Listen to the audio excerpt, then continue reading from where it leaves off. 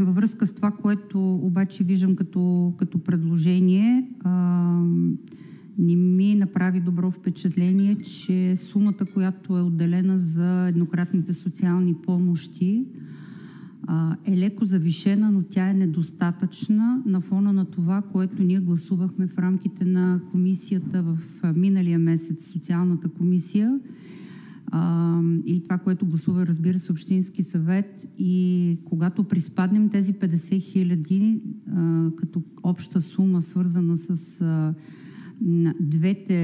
двата протокола на комисията, която разглежда еднократните помощи на хората в крайна нужда, обаче подали документите си за 24-та година, се оказва, че от 120 хиляди, като извадим 50, сумата за 25-та година става 70 хиляди, което се оказва, че е пъти по-малко от това, което до този момент в годините общината е гласувала, т.е. Общински съвет е гласувал 100 хиляди за еднократната помощ. Затова правя едно предложение, което надявам се да бъде прието, което е свързано в тази точка 12.1, еднократната финансова помощ за жителите на общината по критерии целеви групи в местна дейност 589 да бъде завишена от 120 на 180 хиляди.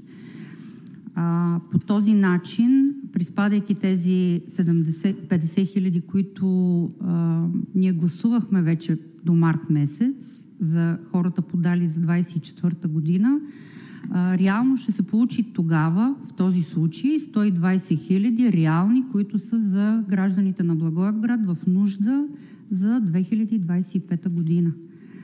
Това е едното ми предложение като точка към бюджета. И второто, което също ми прави неприятно впечатление от това, което е предложено, в точка 12.12 за общинската програма за подпомагане на двойки с репродуктивни проблеми, сумата е леко завишена 120 хиляди.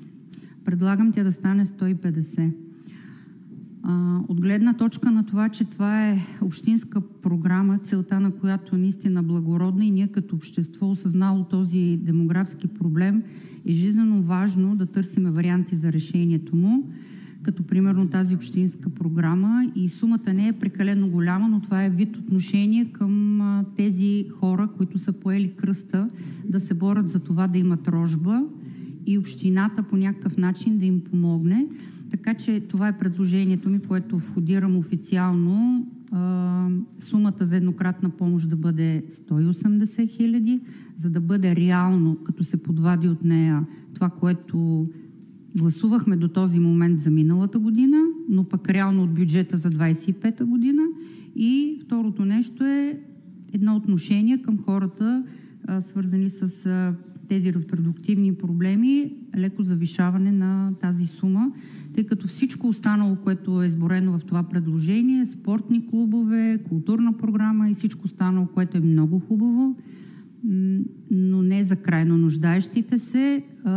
Бихме се радвали това нещо да се реализира и ви поздравявам, господин кмет.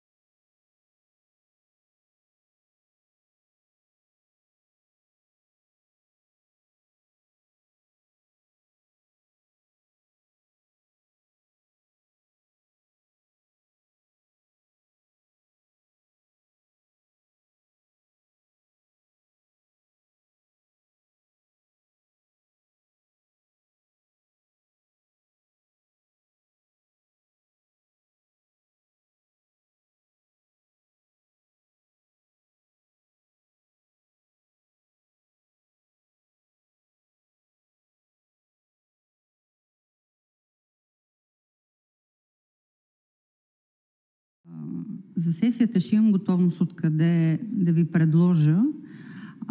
Но смятам, че още миналата година стана ясно на самата актуализация на бюджета лятото. Аз пак повдигнах въпроса, че сумата за еднократните помощи свърши. И това беше средата на годината. И въпреки всичко общината не предприе действия тази сума да бъде актуализирана. От друга страна, в края на годината вече нямаше средства. Ние отново гласувахме едни средства с прехвърляне от другите пера в бюджета, само и само отчасти да подпомогнем хората. При положение, че сега е момента да се помисли за тези наистина крайно нуждаещи се, които имат нужда.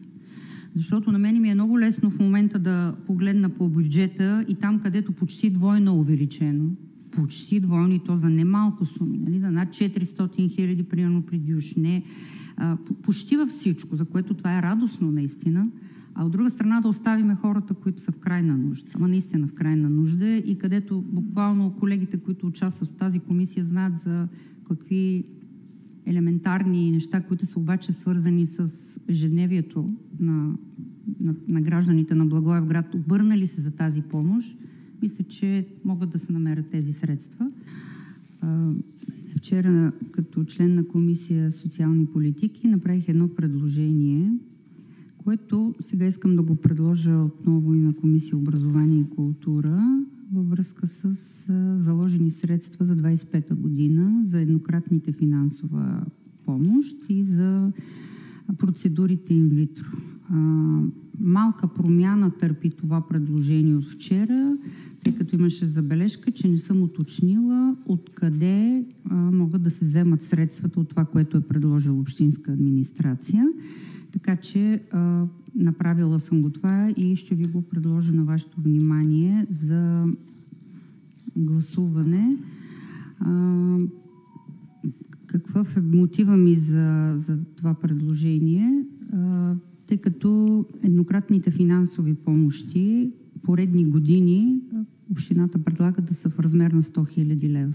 Абсолютната яснота, че колко и да предложим в тази наредба, винаги ще са недостатъчно, тъй като хората, които кандидатстват в общината за тези средства, са наистина в крайна нужда и самото отношение от страна на нас като общество, това е нещо изключително важно в посока на това да се чувстват, че не са сами. А още повече това е далеч от делегираната дейност. Наистина това е с местна дейност като средства, така че предложението ми в първа точка е сумата да бъде увеличена на 180 хиляди. И втората точка в предложението ми, това е сумата за общинска програма инвитро, която в момента е 120 хиляди, поредна година е 120 хиляди. При положение, че това са изключително скъпи процедури, при положение, че са изключително трудни процеси и наистина ние като общество е хубаво да покажем отношение към това, да помогнем, особено в този демографски срив, който е в страната ни, а пък нас най-вече ни интересува община Благоевград. Редно е да и към тази сума с малко завишаване да проявим своето отношение за 25-та година, така че аз предлагам тази сума от 120 хиляди, която е непроменена спрямо миналата година, да стане 150. Предлагам от субсидията за финансиране на Дюш на Общински футболен клуб Пирин, която миналата година беше 450 хиляди, а сега е с 400 хиляди в повече, т.е. в момента е 850 хиляди.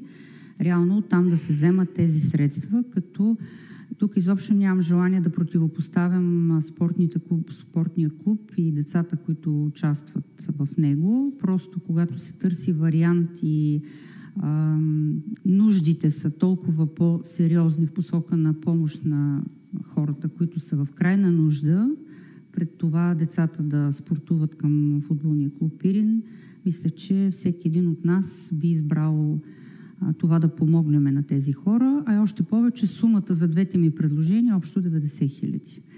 Това е моето предложение. Надявам се страна на кмета на общината също да прояви отношение до сесията и при положение, че и вчера на комисия социална стана въпрос, че и еднократните социални помощи и инвитро до този момент вече сме подвадили от бюджета за 25-та година. реално поставяме в по-особена ситуация хората, които за 25-та година ще кандидатстват по тези две общински програми.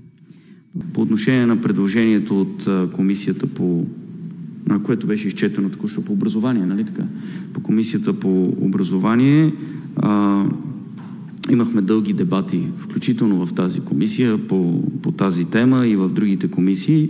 Аз това, което бих предложил е това предложение да не бъде подкрепено по две причини. Първата причина е, че включително на комисията социалната беше ясно изяснено и обяснено подробно, че парите за инвитро процедурите стигат.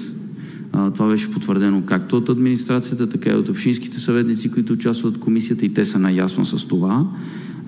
И в момента просто не се налага да се прави увеличение там. Бих предложил, за да може все пак комисията, която е ресорна за еднократните финансови помощи, и колегите, които работят пък в самата комисия, която одобрява помощите. Тук съм склонен да се съглася с притесненията на госпожа Валеова. В тази връзка предлагам следното. Сумата, която е в размер на 120 хиляди лева, да стане в размер на 170 хиляди лева, и мисля, че по този начин ще удовлетворим това притеснение, което има по отношение на това дали ще стигнат парите за еднократните финансови помощи. Благодаря ви.